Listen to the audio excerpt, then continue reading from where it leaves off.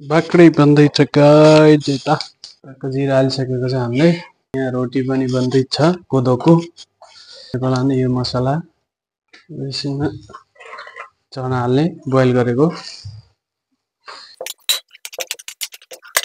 यता बाक्रै बन्दैछ यता रोटी बन्दैछ रोटी हाल्ने कुकम्यान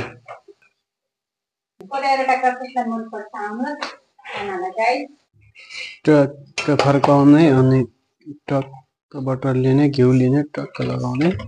कोदोको रोटीमा यस्तो बनिरहेको छ रोटी देखै टक्क बाक्री यसमा हाल्ने कोदोको रोटी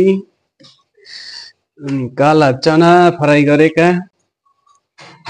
टक्क खाने हो मजाले हामीले चना फ्राई गरेर अनि कोदोको रोटी हालेर खान लागिसक्यौं हजुरहरु कोले खान मन पर्छ कमेन्ट गर्नु होला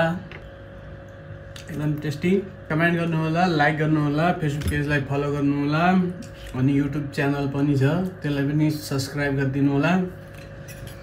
यस्तो कोदोको रोटी खान कोले मन पर्छ आउँदै गर्नु होला हामी त खान लागिसक्यौं धन्यवाद।